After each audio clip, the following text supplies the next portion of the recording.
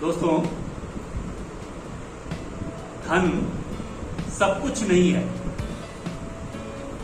परंतु आज के दौर में धन का, मनी का या कहें अर्थ का बहुत महत्वपूर्ण रोल है जीवन में। हमें परिवार चलाने के लिए, बच्चों की शिक्षा के लिए, चिकित्सा के लिए, हर चीजों के लिए धन की आवश्यकता पड़ती है।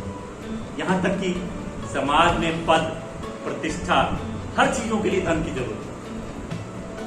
अगर आपके पास धन नहीं है, आपकी समाज में इज्जत नहीं है। इसलिए धन की बहुत जरूरत है।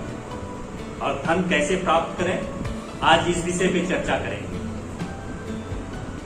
आज आपको बताऊंगा कि क्या योग होते हैं जन्म कुंडली में कि आपको धन प्राप्त हो, कैसे आप जन्म कुंडली के अंदर ग्रहों को अपने, और सबसे अंत में आपको दैवीय उपाय बताऊंगा जिसको कोई भी व्यक्ति कर सकता है, जिसको जीवन में धनाभाव है या धन का संकट है।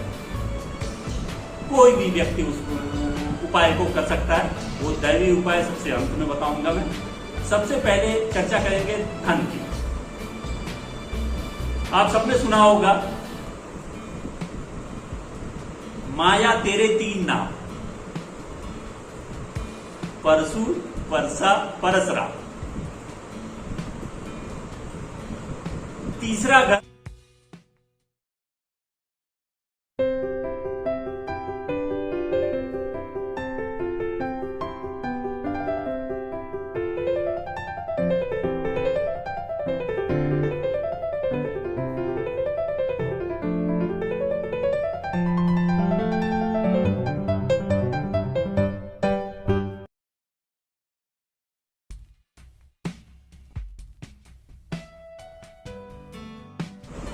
नमस्कार, मैं अनंत संजय बोलता सितारा के यूट्यूब मंच से आप सबका स्वागत करता हूं। दोस्तों, आज हम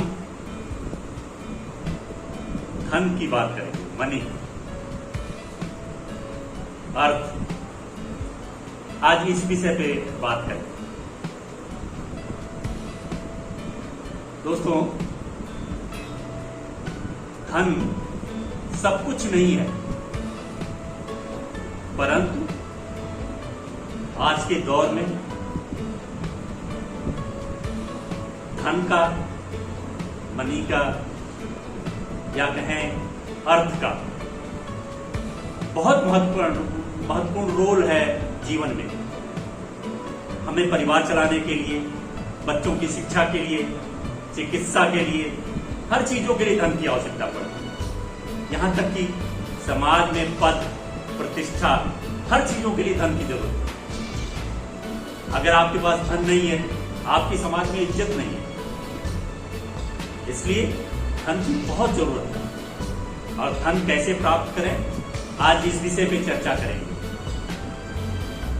आज आपको बताऊंगा कि क्या योग होते हैं जन्म कुंडली में कि आपको धन प्राप्त हो, कैसे आप जन्म कुंडली के अंदर ग्रहों को अपने लाभ के लिए, अपने धन के लाभ के लिए आप कैसे उनका उपयोग करें, कैसे उनको अपने फेवर में करें।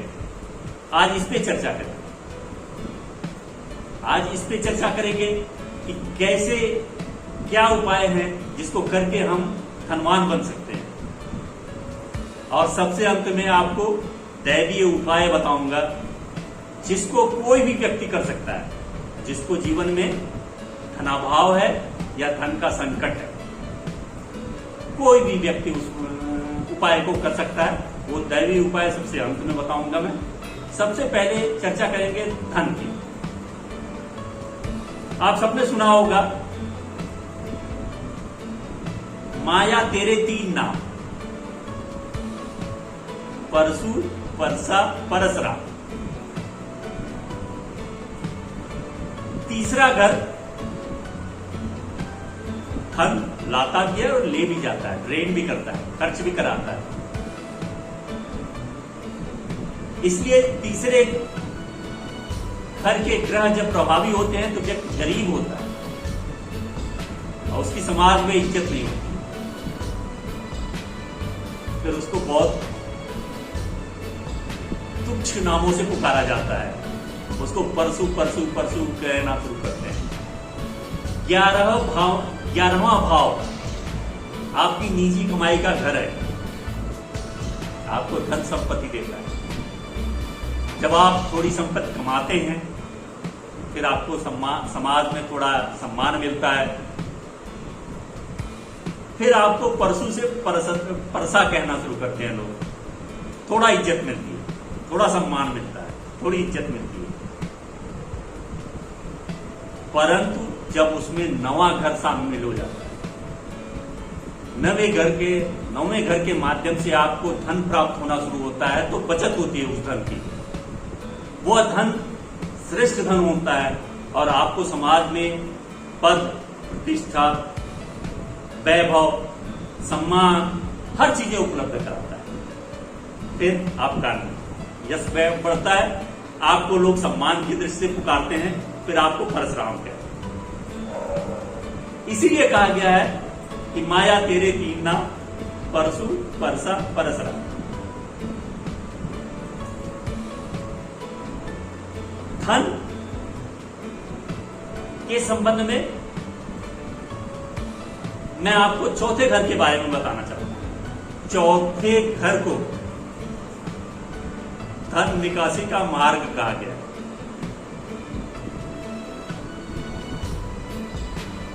लग्न से चौथा घर, इसके माध्यम से धन अर्जित किया जाता है, धन का निकास होता है, आमदनी बढ़ती है। चौथे घर में जब कोई ग्रह हो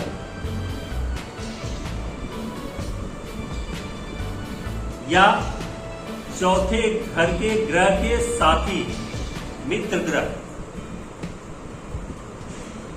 आपकी सहायता करते हैं कि आप धन कैसे अर्जित करें, इसलिए आप चौथे घर का विवेचन करिए, चौथे घर के ग्रह का और चौथे घर के ग्रह का साथियों का आप अपने अनुकूल बनाइए, धन अपने आप आना शुरू हो। चौथे घर में जब कोई ग्रह ना हो तो मानिए कि चंद्रमा है, चंद्रमा को मान करके आप सारी गणनाएं करिए। मान लीजिए चौथा घर रिक्त हो, आप मानिए कि उसमें चंद्रमा है और चंद्रमा मान के बाकी सारी गणनाएं चंद्रमा के आधार पर करिए, उसके मित्र ग्रहों को अच्छा करिए। दोस्तों, मैं आगे बताना चाहता हूं आपको कि जब भी हमें आय का विवेचन करना होता है, किसी की जन्म पत्री में आय हमें देखनी होती है, हम खाना नंबर 11 से देखते हैं। जब भी व्यय का देखना होता है तो हमें खाना नंबर 12 देखना होता है। जब भी हमें पुत्र से मिलने वाले धन के बारे में देखना होता है तो हम खाना नंबर 5 देखते हैं। जब ससुराल पक्ष से मिलने वाले धन के बारे में देखना होता है तो खाना नंबर 2 देखते हैं। और जब हमें अपने ऊपर ऋण देखना होता है तो हम खाना नंबर 6 देखते हैं। इन खानों से, जन्म कुंडली के इन खानों के विवेचन से, इन वर्गों के विवेचन से हम ये जानते हैं कि कौन धन हमें कहां से मिलेगा, परिवार से धन मिलेगा, पुत्र से धन मिलेगा, कितनी बचत होगी। बचत के लिए हमें खाना नंबर 9 देखना होता है। खाना नंबर 9 देख करके हम जानते हैं कि हमारी आमदनी में से कितना बचत होगा। आगे मैं आपको बताना चाहता हूं कि जब ग्रह संयुक्त होते हैं उनका धन पे क्या फर्क पड़ता है, धन के संदर्भ में वो क्या कहते हैं। जैसे शुक्र और बृहस्पति संयुक्त हो तो, शुक्र और बृहस्पति संयुक्त हो तो राजकीय धन होता है, सर्वोत्तम धन मिलेगा, सर्वोत्तम धन होता है और राजकीय धन होता है।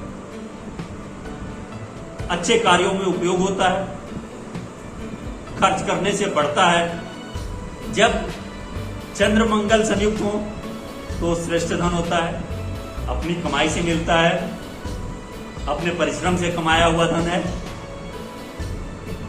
और यह परिवार के विकास के कार्यों में उपयोग होता है। इसी प्रकार से जब चंद्र और बृहस्पति साथ हो,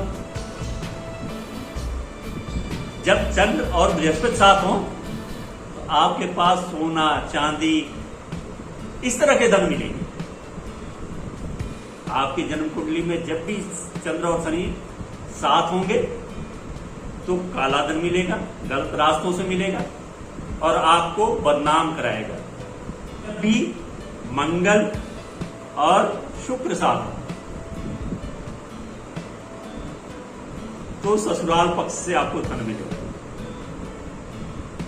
जिसकी भी जन्म कुंडली के अंदर मंगल और शुक्र साथ होंगे उन्हें ससुराल से धन मिलेगा। जिनकी जन्म कुंडली में शनि और बृहस्पति एक साथ हों उनको विद्या से धन मिलेगा, उनको अपनी पढ़ाई से धन मिलेगा। विद्या धनोपार्जन का माध्यम बनेगी। मंगल और बृहस्पति,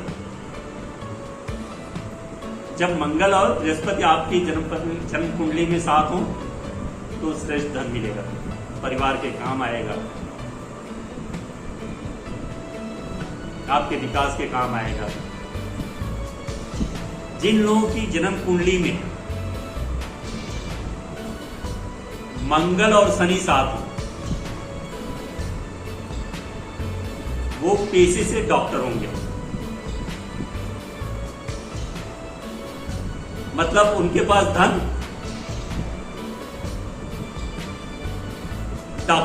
अपने पेशे डॉक्टरी पेशे से आएगा, या वो डाकू होंगे, चोर होंगे। कितनी अजीब विडंबना है ना।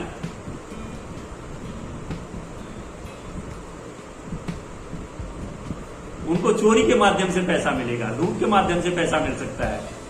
जिनके जन्म कुंडली में मंगल और शनि साथ, जब मंगल और सूर्य साथ में तो जागीरदारी से पैसा मिलता है। व्यक्ति जागीरदार होता है, जागीरदारी से उसको पैसा मिलता है। इसलिए बहुत सारे कॉम्बिनेशन है ग्रहों के। आप अपनी जन्म कुंडली को दिखवाइए, खुद देखिए, आप खुद ही समझ जाएंगे कि धन कैसे कमाया जा सकता है, किन ग्रहों को के उपाय करके हम उनको अपने अनुकूल बनाते हैं और उनका उपयोग धन कमाने के लिए किया जा सकता है।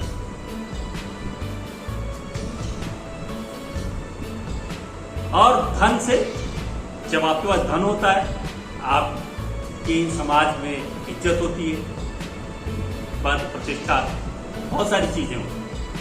इसलिए धन बहुत जरूरी है आपके लिए, आपके परिवार के लिए, आपके बच्चों के लिए, बहुत आवश्यक है।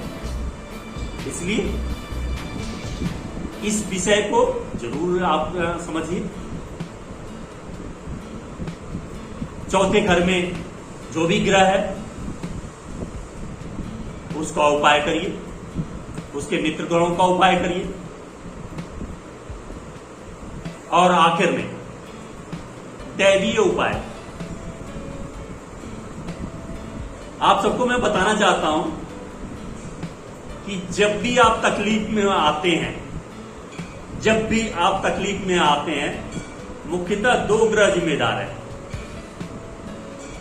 आपकी गरीबी के लिए, आपकी समस्याओं के लिए मुख्यतः दो ग्रह जिम्मेदार होते हैं, या तो शनि या राहु। ये आपको तकलीफें देते हैं।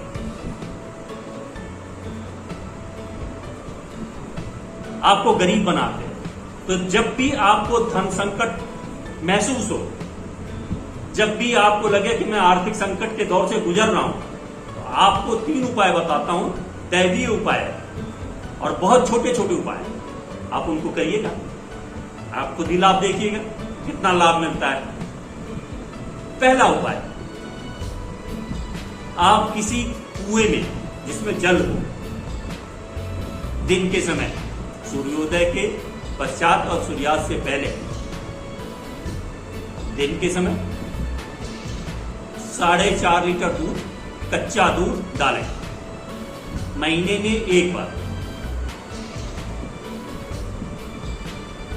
दूसरा उपाय, 400 ग्राम शराब 400 ग्राम या 400 ml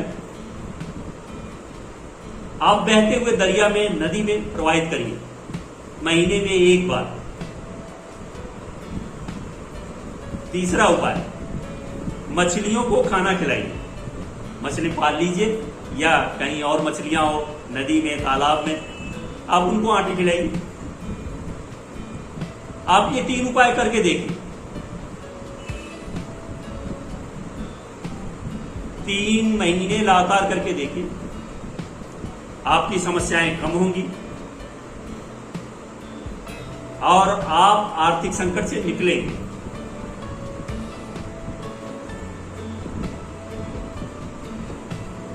आप आजमा के देखिए। आज बस इतना ही दोस्तों। आपको मेरी बातें, मेरा चैनल पसंद आता हो तो आप इसे लाइक करिए, शेयर करिए, सब्सक्राइब करिए, ताकि और लोगों तक पहुंचे। ज्ञान जितने लोगों तक पहुंचता है उतना फायदेमंद है। इसलिए आप सब लाइक करिए, शेयर करिए, सब्सक्राइब करिए। अपना ध्यान रखिए, चेहरे पे मुस्कान रखिए। मेरे इस चैनल पे आने का उद्देश्य यही है, मैं आपके चेहरे पे मुस्कान लाऊं। मैं ज्योतिष को आपके दिनचर्या का माध्यम बनाना चाहता हूं। इसलिए अधिक से अधिक लोगों को जोड़िए, अधिक से अधिक लोगों को लाभ पहुंचे। आज बस इतना ही दोस्तों, मैं आप सबसे विदा लेता हूं। नमस्कार।